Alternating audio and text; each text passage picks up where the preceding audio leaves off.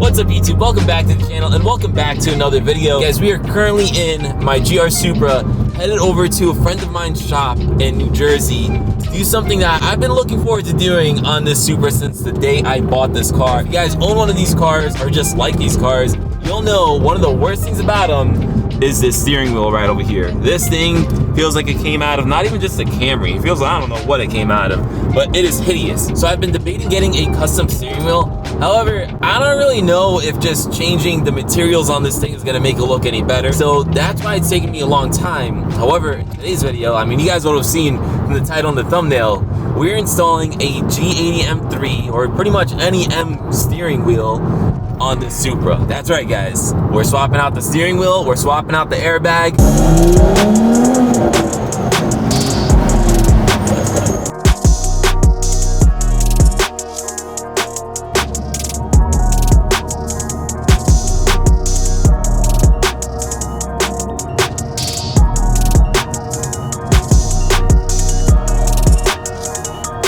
Alright guys, here is the G80 style steering wheel for the Supra. Something that's really cool about it is you guys can obviously see this has a Toyota symbol. So it doesn't say BMW. Over here says GR where it normally say M. So essentially guys, this is pretty much a Z4 steering wheel. However, it's modified a little bit to look like it belongs on a Toyota. Obviously again with the Toyota symbol, the GR, but look how good this looks. Again, I don't know if I mentioned this before, but this is the LCI design.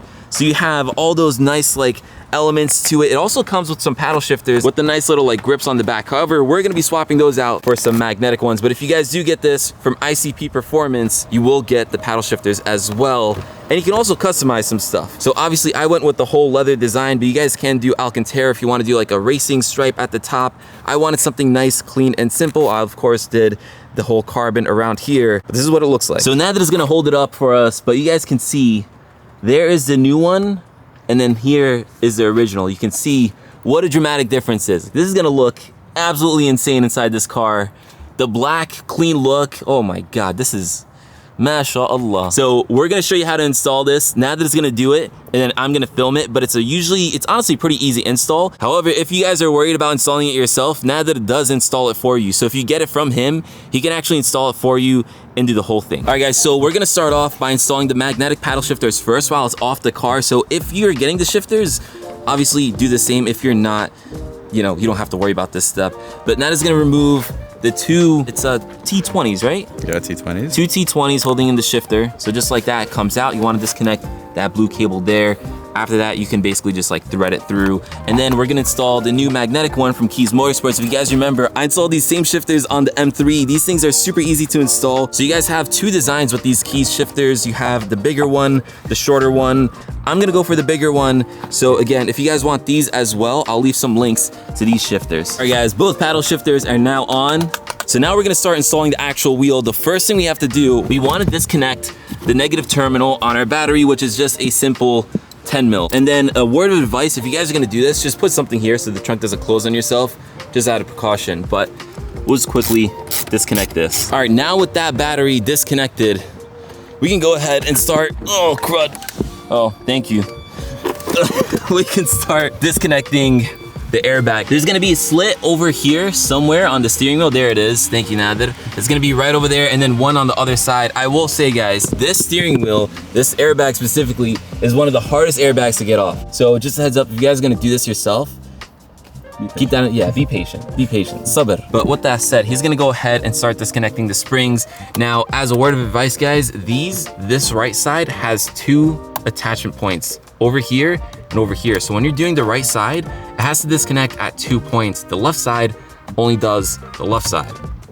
So as Nader said, be patient, because this is gonna be the most tedious part of this whole job. All right guys, so as you can see, we disconnected the airbag. It's coming up freely now. All we have to do is disconnect those two connections in the rear, and with that out, you can just take the entire airbag out. Now, like I was saying guys, this one is a little tougher. So when you're doing this, there's gonna be these springs over here. So this one, if I can kind of illustrate with one hand, probably not. This one is gonna connect from the right side as well as the bottom side. I say right side because obviously you flip it around. This other side only connects the left side.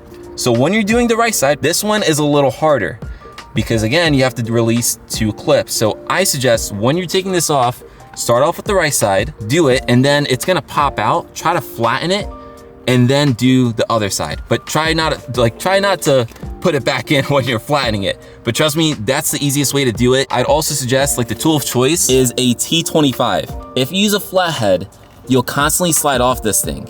Like, it's not like the F chassis BMWs or even I think the G80s where a flathead works the best.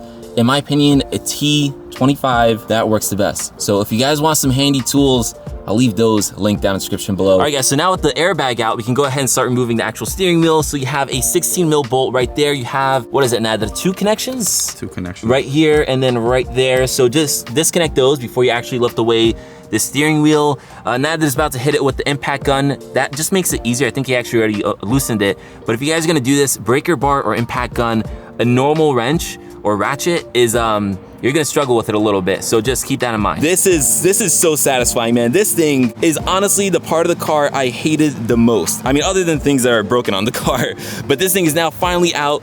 We can put it off to the side as well as the airbag, which is really interesting. Like, I can probably go ahead and sell this. I don't know if I will, but I could if I wanted to. Anyways, now we can take the new one, which Nad has in his hands, and we can install this thing. I mean, guys, just look at this. Let's try to get these things side by side. Here again is the new one and the old one. Look at that. I mean, come on. Like, this thing looks so ugly.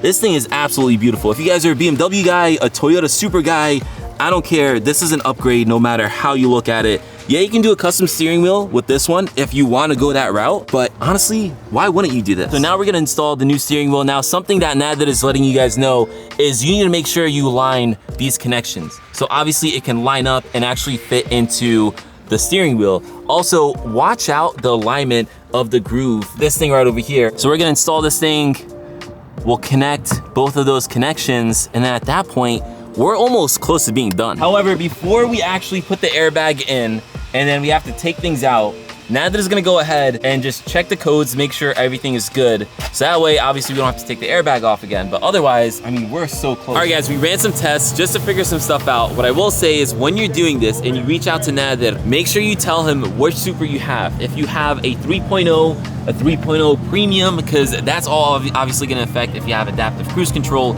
So just make sure you do that so he can make sure he gets you the right one, so you'll have no codes and it'll essentially be plug and play. Also, I don't know if I mentioned this before, this here is a stage 2 airbag.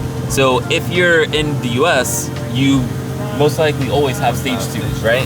Always stage 2. Other countries like Europe, I know for sure, stage 1. Yeah, stage 1 in Europe. So if you guys are in the UK, just keep that in mind. So that way he can ship you the right one the first time around. But with that said, we're gonna go ahead and plug in the steering wheel. This is obviously super easy. There's one connection, you clip that in, boom, clip in the airbag, and there it is. All right, guys, I just got home. We have the new steering wheel installed, and while we were there, we did one additional thing, which I'm not gonna show you guys in this video. It'll be a future video. It has to do with coding, since we're there anyways. But anyways, let me show you the steering wheel one more time.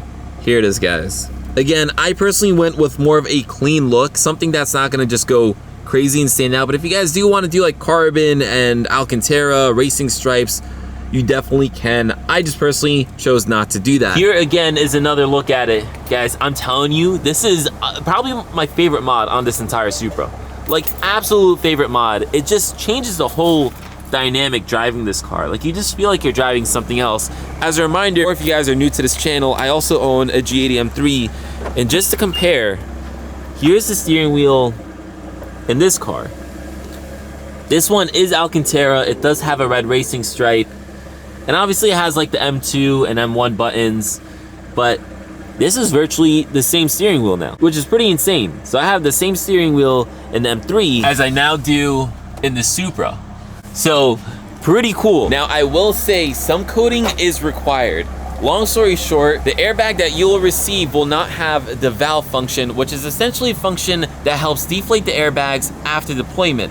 So it is something you would have to code out. Now, I did talk to Nadir in ICP Performance, and he said that for every purchase, he's just gonna include that coding for free. So whether you buy it from him, get it installed there, you're not gonna have to pay extra for the coding, or if you order it, he will remotely code it. So just keep that in mind. If you're concerned about losing that feature, I mean, I'll put it this way. In the UK and in Europe, they have a stage 1 airbag. This one is at least still stage 2, but it usually normally has that vent or valve function as well.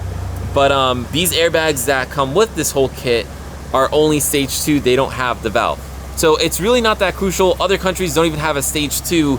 But just keep that in mind if you guys want to do this. So if you guys do want one, I'll leave some links to one, the Keys magnetic shifters, which I forgot about actually. We now have the magnetic paddle shifters on the Supra, which is freaking awesome. So yeah, if you guys want that, there'll be some links to that down in the description below. And then if you guys want the steering wheel, I'll leave some links down to Nader's information, ICP Performance. Hit him up on Instagram. Like I was saying, let him know which Supra exactly you have, because it will affect which airbag and which steering wheel you should get. So we just want to make sure you get the right one. And if you guys need any other coating or tuning services, check him out. Again, he's located in New Jersey, but he can do things remotely. As a matter of fact, the next video has something to do with that.